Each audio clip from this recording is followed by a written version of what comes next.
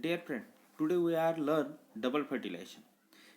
Double fertilization is a complex fertilization mechanism in flowering angiospermic plants.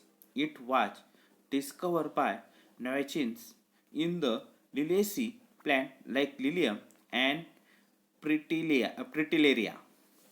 नॉचिन्स नावाचा जो scientist होता त्याने ह्या अँजिओस्पर्मिकमध्ये डबल फर्टिलायझेशनची जी कॉम्प्लेक्स गुंतागुंतीची जी क्रिया आहे म्हणजे जटिल अशी क्रिया जी आहे मेकॅनिझम फर्टिलायझेशनची ती फर्टिलायझेशनची क्रियेचा अभ्यास केला आणि ते अभ्यास करताना त्याने लिलिएसी प्लॅन्टमध्ये याच्या अभ्यासाला सुरुवात केली. लिलिएसी फॅमिली असणाऱ्या प्लॅन्ट्समध्ये after a pollen grain has reach the surface of the stigma, it germinate and form a pollen tube which penetrate the stigma, style, ovary and ovary chamber and then enter the ovule.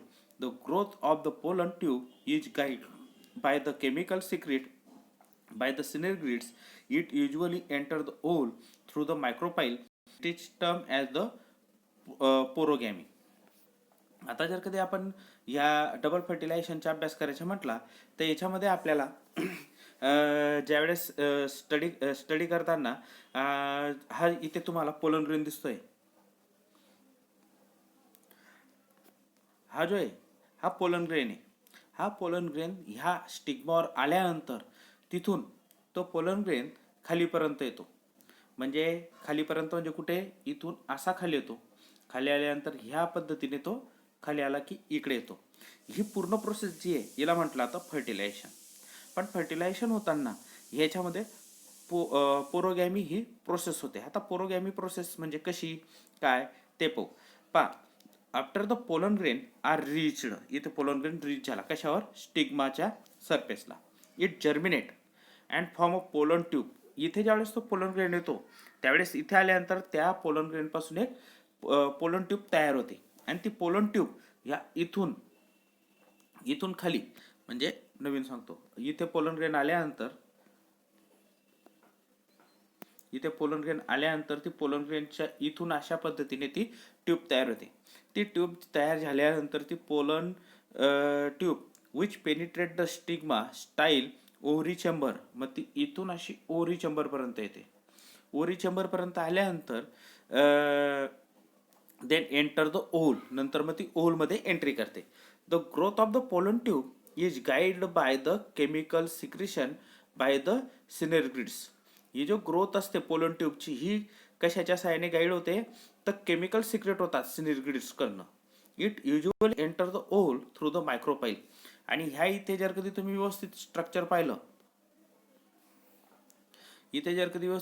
पाहिलं तर हा खालचा जो भाग आहे याला मायक्रोपाईल end म्हटला जातो. या मायक्रोपाईल एंड कडनं त्याची एंट्री होते किंवा त्या मायक्रोपाईल एंड कडनं जेव्हा तो येतो ह्या टर्मला म्हटला तो पोरोगॅमी. काय म्हटलं तर porogamy. But and in some plants by piercing and integument call as the mesogamy. काही ठिकाणी काय होतं हा जो असतो हा इकडनं येतो असा, हा इकडनं असा येतो आणि इथून मध्ये घुसतो किंवा इकडनं येतो असा घुसतो. हा ज्याला इंटुगमेंटच्या मधून म्हणून त्याला काय म्हटलं तर इंटुगमेंटच्या मधून येतो म्हणून त्याला काय म्हटलं तर मेसोगॅमी. काही वेळेस काय होतं हा असा सरळ येतो, असा वरून सरळ येतो डायरेक्ट सरळ मध्ये घुसतो. हा जो एंड आहे वरचा याला चलाजा एंड म्हणतात. या चलाजा एंड कडनं एंट्री केल्यामुळे त्याला चलाजोगॅमी असं सुद्धा म्हटला तो. ओल finally penetrate embryo sac of the ovule through the micropylar end contain the synergids are absorbed by the pollen tube which then rupture and release the content include the two non-motile male gametes. As non-motile male gametes are carried through hollow pollen tube, it is known as the sponogamy. आता याच्यात काय होतं ज्यावेळेस हा pollen tube मध्ये येतो, आता हा ज्यावेळेस पोलन ट्यूबच्या सहाय्याने इथून खाली येत असतो त्यावेळेस तो याच्याकडनं आला की त्याला याच्याबरोबर या पोलन ट्यूबच्या याच्यामध्ये केमिकल्स असतात जे स्टिग्मावरनं त्याच्यामध्ये शुगरी सोल्युशन वगैरे असतात. ते शुगरी सोल्युशन वगैरे त्याच्यात ॲब्सॉर्ब केल्यानंतर त्या सिनेरग्रिड्सच्या केमिकलच्या गाईडलाईनप्रमाणे त्या सिनेरग्रिड्सकडे येतात. येताना ते ह्या पद्धतीने एंट्री करतात. एंट्री केल्यानंतर ते जो पोरोगॅमी असतात, प्युरोगॅमी ही जो पूर्ण प्रोसेस आहे इथपर्यंत येण्याची, इथपर्यंत सिनेरग्रिड्सपर्यंत येण्याची, ह्या प्रोसेसला सिपेनोगॅमी म्हटलं जातं. That ensure the fertilisation takes place, आणि ह्या ठिकाणी फर्टिलायझेशन ही प्रक्रिया पूर्ण होते. Syngamy and triple fusions are event of the sexual reproduction in angiospermic flowering plan. आता याच्यामध्ये काय होतं, सिनगॅमी आणि ट्रिपल फ्युजन, सिनगॅमी आणि ट्रिपल फ्युजन ह्या गोष्टी होतात. आता सिनगॅमी आणि ट्रिपल फ्युजन म्हणजे काय, आपल्याला जर कधी याच्यामध्ये काय होतं, ज्यावेळेस हा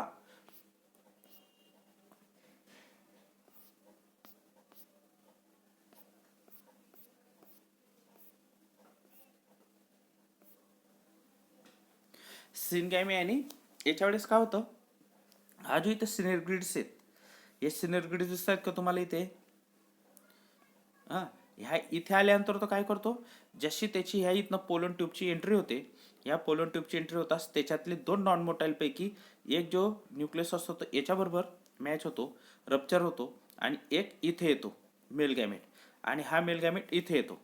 म्हणजे ह्या मधल्या भागाला आणि इथे दोन मेल गॅमेट येतात.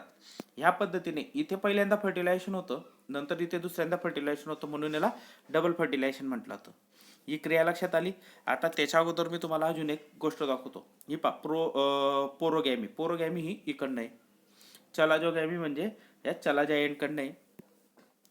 आता पोरोगॅमी ही इकडनं आहे, चलाजा एंडकडनं इकडनं आहे, आणि इकडनं ह्या इंटुगमेंटकडनं हा आलेला आहे, म्हणून त्याला काय म्हटलं जातं, मेसोगॅमी. म्हणजे मेसोगॅमी म्हणजे काय, मधून आल्यामुळे त्याला मेसोगॅमी म्हणतात. आता ह्याच्यामध्ये आपण ज्यावेळेस याचं स्ट्रक्चर पाहतोय, स्ट्रक्चर पाहताना मी तुम्हाला परत एकदा सांगतो, ही सिनेरग्रिड सेल्स आहे, हा मध्ये न्यूक्लिया आहे.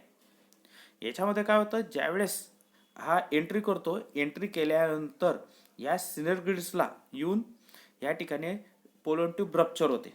रप्चर झाल्यानंतर पोलन ट्यूब मधला एक जो असतो तो ह्या ठिकाणी मॅच होतो, आणि उरलेला एक ह्या ठिकाणी मॅच होतो. हे पोलर न्यूक्लियाय आणि हा सिनेरग्रिड्स आणि अँटीपोडल्स असे त्या ठिकाणी सेल्स आपल्याला दिसतात. आता याच्यानंतर काय होतं पहा, syngamy and triple fusion of two events events of the sexual reproduction in angiospermic flowering plan. The syngamy is the fusion of the haploid male gamete with haploid female gamete and produce diploid zygote. त्या ठिकाणी haploid male gamete आणि haploid female gamete हे दोघं एकमेकांशी fusion होतात, आणि त्याच्यापासून diploid zygote तयार होतो.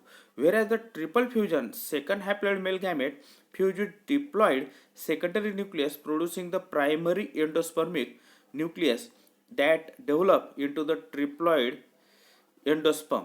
आता आपण जी आकृती पाहिली याच्यामध्ये जर कधी पाहिलं तर याच्यामध्ये पाहत असताना आपल्या लक्षात येईल की हा जो भाग आहे ह्या ठिकाणी या दोन न्यूक्लियस बरोबर इथून ह्या पोलन ट्यूबमधून एक जो मेल गॅमेट येतो याच्याबरोबर फ्यूज होईल, आणि एक मेल गॅमेट याच्याबरोबर फ्यूज होईल. अशा पद्धतीने हा फर्स्ट फर्टिलायझेशन नंतर सेकंड फर्टिलायझेशन त्या ठिकाणी आपल्याला दिसून येतं. म्हणजे याच्यात काय होतं आहे, आता आपण त्याला म्हणतो ट्रिपल एंडोस्पर्म. म्हणजे त्या ठिकाणी जो मध्ये जे दोन सेकंड हॅप्लॉइड मेल गॅमेट होते ते फ्यूज होतो, आणि त्या ठिकाणी diploid secondary nucleus producing the primary endospermic nucleus that develop into the triploid endosperm. The zygote develop into the embryo. Syngamy is a type of the generative fertilization, whereas triple fusion is a type of the vegetative propagation. आणि याच्यामध्ये काय होतं, ज्यावेळेस zygote हा develop होतो एम्ब्रिओमध्ये त्यावेळेस syngamy is a type of the generative fertilisation, whereas the triple fusion is a type of the vegetative fertilisation. Here both male gamete participate and therefore it described as called as the double fertilization. या इथे दोघं mail gamete ह्या फर्टिलायझेशनमध्ये involve होतात, म्हणून त्याला double fertilisation म्हटलं जातं. एक सिनर्गिड्स बरोबर आणि मध्ये असणाऱ्या ज्या सेल्स आहेत त्यांच्याबरोबर हा त्या ठिकाणी हे दोघं मेल म्हणजे एंडोस्पर्मिक न्यूक्लियस मधला त्या दोघं न्यूक्लियस बरोबर एक मेल गॅमेट आणि सिनर्गिड्स बरोबर एक मेल गॅमेट असं डबल फर्टिलायझेशन त्या ठिकाणी होतं. आता significance of the double fertilization. It is the unique features of the angiosperm. It ensure that the parent's plant invest and seed with food store only if the egg is fertilized. याच्यामध्ये एक unique features काय अँजिओस्पर्मिकमध्ये, it insure that the parent plan, जे parent plants असतात ते invest the seeds, त्यांचे जे seeds आहेत ते सीड्स बरोबर काय असतात, फूड स्टोरेज केलेलं असतं. Only if the egg is fertilise, जर कधी एग फर्टिलाइज असेल त्यावेळेस. The diploid zygote develop into the embryo which consequently develop into the new plant. ज्यावेळेस डिप्लॉइड झायगोट हा डेव्हलप होतो आणि त्याच्या एम्ब्रिओमध्ये into the embryo develop कशात होतो तर एम्ब्रिओमध्ये, आणि consequently develop into the new plant, त्याच्यापासून न्यू प्लॅन्ट तयार होण्यासाठी मदत होते. The triploid primary endoplasmic nucleus develop into the nutritive endosperm tissue. याच्यामध्ये जो ट्रिप्लॉइड PEN म्हणजे प्रायमरी एंडोस्पर्मिक न्यूक्लियस हा जो आहे याची डेव्हलपमेंट कशात होते, न्यूट्रिटिव्ह एंडोस्पर्म टिश्यूमध्ये. It restore the diploid condition by the fusion of haploid male gamete with haploid female gamete. याच्यामध्ये काय होतं, थ्रू द सिनगॅमी. याच्यामध्ये काय होतं, ज्यावेळेस डिप्लॉइड कंडिशन कशी तयार होते तर ज्यावेळेस fusion of haploid male gamete आणि हॅप्लॉइड फिमेल गॅमेट अशा पद्धतीने त्या ठिकाणी डिप्लॉइड कंडिशन तयार होते. It also help to avoid the polyembryonic, आणि हा डबल फर्टिलायझेशन पॉलीएम्ब्रियोनिक प्रोसेस होण्यासाठी म्हणजे न होण्यासाठी किंवा त्याला अवॉइड करण्यासाठी मदत करत असतो. अशा पद्धतीने हा याच्यात आला. आता याच्यानंतर डेव्हलपमेंट ऑफ द एंडोस्पर्म. आता एंडोस्पर्म कसा डेव्हलप होतो त्याच्याबद्दल पाहू. The triploid primary endosperm nucleus repeatedly divides mitotic and to form nutritive tissue called as the endosperm. ह्या ट्रिप्लॉइड प्रायमरी एंडोस्पर्म जो आहे, ज्या ठिकाणी मधल्या याच्यामध्ये ज्या दोन सेल्स होतात त्याच्याबरोबर मेल गॅमेट फ्यूज झाला, हा जो असतो त्याला म्हटलं तर प्रायमरी एंडोस्पर्म. हा रिपीटेडली म्हणजे कंटिन्यू त्याच्यामध्ये डिवायडेशन होतं आणि तो मायटोटिकमध्ये येतो आणि त्याच्यापासून न्यूट्रिटिव्ह टिश्यू तयार व्हायला सुरुवात होते, कॉल ॲज द एंडोस्पर्म. त्याला काय म्हटलं तर एंडोस्पर्म.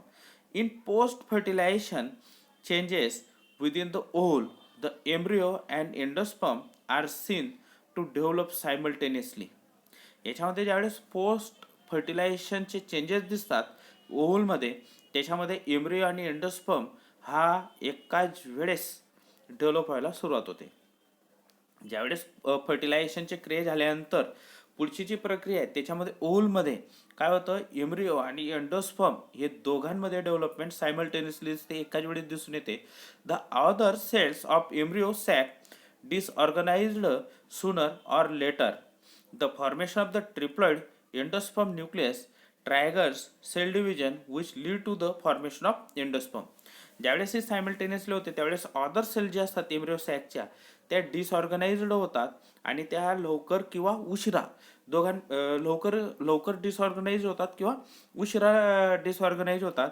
ते the formation of the triploid endosperm nucleus triggers cell division. त्या ठिकाणी एंडोस्पर्म न्यूक्लियस ट्रायगर त्या ठिकाणी सेल डिव्हिजनची क्रिया होते आणि which lead into the formation of the endosperm. त्या ठिकाणी एंडोस्पर्म फॉर्मेशन होण्यासाठी मदत होते. मग पहा ह्याच्यामध्ये 3 टाईप पडतात, एक न्यूक्लियर टाईप, एक सेल्युलर टाईप आणि एक helobial type. There are 3 types of the endosperm on the basis of mode of development. these are the nuclear type. It is the most common type found in the 161 angiospermic families. Here the primary endosperm nucleus rapidly divide mitotic without wall formation and to produce large number of the free nuclei. A big central vacuoles appear in the center of the cell, pushing the nucleus toward the periphery. Later wall develop between the nucleus. Hence the multicellular endosperm is formed, but several cases cell wall formation remains incomplete. Example wheat. आता पाहिजे याच्यामध्ये जर कधी आपण पाहिलं तर हा जो टाईप याला म्हटला तर न्यूक्लिअर टाईप. न्यूक्लिअर टाईपचे उदाहरण जर कधी घेतलं तर आपल्याला हे न्यूक्लिअर टाईपचे उदाहरण आहे. याच्यामध्ये पहा काय म्हटलेले, हा जो आहे न्यूक्लिअर टाईप जो असतो हा 161 अँजिओस्पर्मिक फॅमिलींमध्ये हा आपल्याला दिसून येतो. 161 फॅमिलींमध्ये दिसतो आणि याच्यामध्ये प्रायमरी एंडोस्पर्म न्यूक्लियस हा रिपीटली डिवायडेड मायटोटिकली तो रिपीटेड होतो. मायटोटिक म्हणजे डिव्हिजन होण्यासाठी किंवा त्याचे एकाचे दोन, दोनाचे चार असे डिवायडेशन होण्यासाठी त्याला विदाऊट वॉल फॉर्मेशन, त्या ठिकाणी कुठलीही वॉल फॉर्मेशन न होता to produce large number of the free nuclear, त्या ठिकाणी मुबलक प्रमाणात न्यूक्लियस आपल्याला दिसून येतात, फ्री न्यूक्लियस दिसून येतात. अ बिग सेंट्रल व्हॅक्युल्स, हा पा दिसतोय तुम्हाला, असा मध्ये एक व्हॅक्युल्स आपल्याला त्या ठिकाणी तयार झालेला दिसतो. आणि हा जो central cell pushing the nucleus toward the periphery, आणि ह्या वेळेस काय होतं, ह्या न्यूक्लियसला ते पेरिफेरीला ढकलत असतात, म्हणजे बाजूला, कारण की तो व्हॅक्युल्स तयार होतो आणि त्याच्या बाजूला त्या सेलला ढकललं जातं.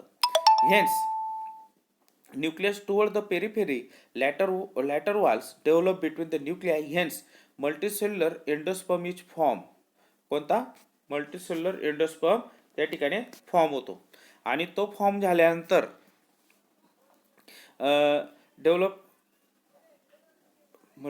मल्टीसेल्युलर एंडोस्पर्म त्या ठिकाणी फॉर्म होतो. But several case cell wall formation remain incomplete. याच्यामध्ये सेल वॉल ही इनकम्प्लीट फॉर्मेशन होते. याचे एक्झाम्पल आहे वीट, सनफ्लावर आहे, नंतर कोकोनट आहे. Coconut has multicellular endosperm in the outer part and free nuclear as well as vacuolated endosperm in the centre. याच्यामध्ये vacuolated endosperm हा सेंटरला असतो आणि आउटर साईडला आउटर साईडला त्याच्या मल्टीसेल्युलर एंडोस्पर्म असतो आणि आतल्या साईडने याच्यामध्ये फ्री न्यूक्लियर आणि त्याच्याबरोबर व्हॅक्युलेटेड एंडोस्पर्म सुद्धा आपल्याला त्या ठिकाणी डेव्हलप झालेला दिसतो. याच्यानंतर सेल्युलर टाईप.